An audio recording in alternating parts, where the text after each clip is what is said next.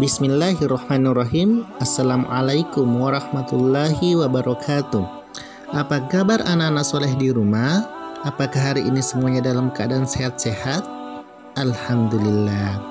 Sebelum kita memulai pembelajaran kita pada pagi hari ini, marilah kita berdoa agar segala aktivitas yang kita kerjakan hari ini insya Allah diberkahi oleh Allah Subhanahu wa Ta'ala. Amin. Adapun pembelajaran kita pada pagi hari ini yaitu tematik, tema 2, subtema 2, pembelajaran ketiga. Dan untuk kali dan tujuan pembelajarannya, anak-anakku bisa melihat langsung ya.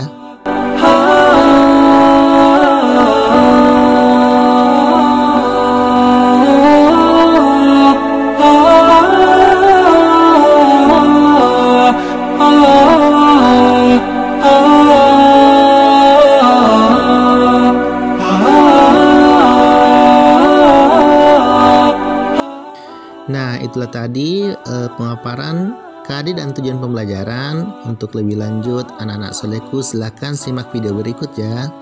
Bismillahirrahmanirrahim. Anak-anak solehku, pada pembahasan pertama ini kita akan membahas muatan pelajaran bahasa Indonesia. Melengkapi peta pikiran menggunakan kalimat efektif. Saat membuat peta pikiran, akan lebih baik jika kalian menggunakan kalimat efektif. Hal tersebut dapat meningkatkan kemampuan kalian menulis sesuai dengan kaidah bahasa Indonesia yang baik dan benar. Nah, sekarang kita baca teks berikut ya. Pertempuran Ambarawa. Pada tanggal 20 Oktober 1945, tentara sekutu di bawah pimpinan Brigadir Bethel mendarat di Semarang dengan maksud mengurus tawanan perang. Kedatangan sekutu ini diboncengi oleh Netherlands Indies Civil Administration atau NICA. Namun, ketika pasukan sekutu dan NICA telah sampai ke Ambarawa dan Magelang untuk membebaskan para tawanan tentara Belanda, para tawanan tersebut justru dipersenjatai sehingga menimbulkan kemarahan pihak Indonesia. Pada tanggal 26 Oktober 1945, di kota Magelang terjadi pertempuran antara pasukan Tentara Keamanan Rakyat atau TKR dengan pasukan gabungan Inggris dan NICA. Insiden tersebut terhenti setelah Soekarno dan Brigadir Bethel melakukan perundingan dan memperoleh kata sepakat. Namun, ternyata pihak sekutu mengingkari janji. Pada tanggal 12 Desember 1945, pertempuran berkobar di Ambarawa.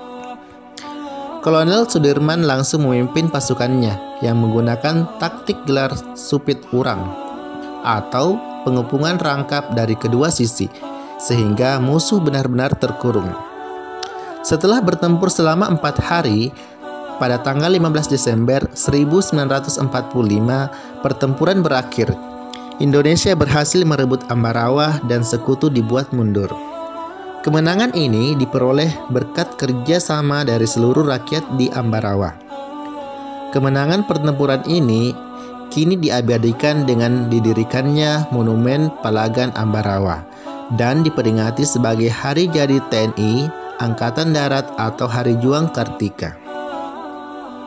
Anak-anak solehku, setelah kalian tadi membaca pertempuran Ambarawa, ayo kita lengkapi peta pikiran berikut dengan menggunakan kalimat efektif. Pertanyaan pertama dengan menggunakan kata tanya apa? Pertanyaannya adalah, apa peristiwa terjadi pada teks tersebut? Jawabannya adalah, pertempuran yang berkobar di Ambarawa. Pertanyaan kedua dengan menggunakan kata tanya mengapa? Pertanyaannya adalah, mengapa bisa terjadi pertempuran tersebut? Jawabannya adalah, pihak sekutu mengingkari janji perundingan damai. Kemudian yang ketiga adalah kata tanya siapa. Pertanyaannya adalah, siapa yang terlibat dalam pertempuran tersebut? Jawabannya adalah Kolonel Sudirman bersama Tentara Keamanan Rakyat atau TKR dan NICA. Yang keempat, kita menggunakan kata tanya bagaimana. Pertanyaannya adalah, bagaimana cara Kolonel Sudirman memimpin pasukannya?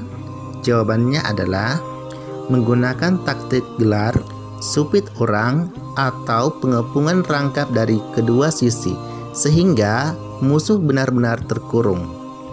Kemudian kata tanya kelima adalah kata tanya kapan. Pertanyaannya adalah, kapan Indonesia dapat merebut Ambarawa? Jawabannya adalah tanggal 15 Desember 1945. Dan yang terakhir, kata tanya di mana. Pertanyaannya adalah, di mana terjadinya pertempuran tersebut? Jawabannya adalah, terjadinya pertempuran tersebut adalah di Ambarawa.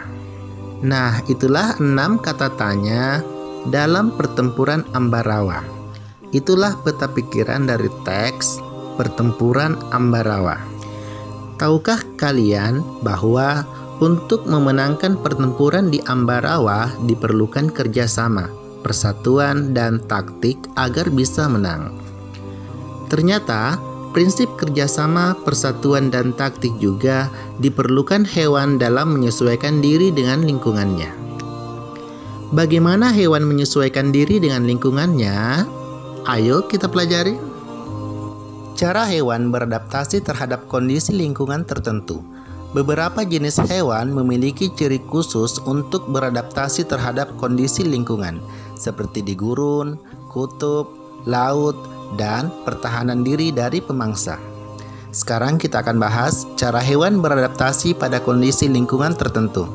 Yang pertama adalah unta. Punuk berisi cadangan lemak yang dapat dipecah menjadi energi. Kemudian, telapak kaki yang lembut memudahkan berjalan di atas tanah berpasir. Terdapat rambut pada kelopak mata untuk menghalangi debu masuk ke mata ketika berjalan di padang pasir. Kemudian, usus yang sangat panjang untuk menyerap lebih banyak air dalam makanan. Hewan yang kedua yaitu beruang kutub. Beruang kutub mempunyai rambut putih sebagai kamuflase agar tidak mudah terlihat oleh pemburu. Kemudian, lapisan lemak di bawah kulit untuk bertahan di suhu dingin. Hewan yang ketiga yaitu kelelawar. Kelelawar memiliki kemampuan ekolokasi, yaitu kemampuan untuk mendeteksi mangsa, pemangsa, dan benda di sekitarnya menggunakan pantulan bunyi. Selanjutnya yaitu burung hantu. Burung hantu memiliki penglihatan dan pendengaran yang tajam dan peka untuk mencari mangsa pada malam hari. Selanjutnya, lumba-lumba dan paus. Lumba-lumba dan paus termasuk mamalia yang hidup di laut.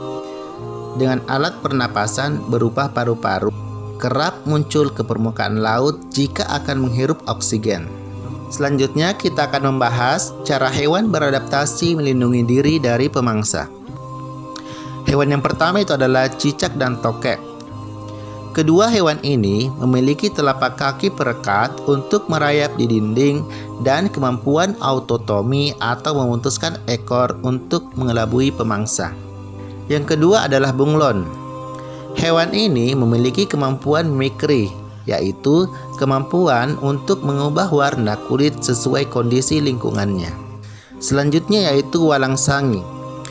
Hewan ini mengeluarkan bau yang sangat menyengat untuk melindungi diri dari pemangsa.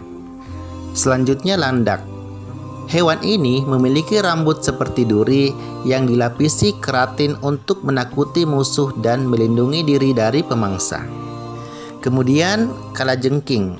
Hewan ini memiliki sengat beracun di bagian ekor untuk menyerang musuh.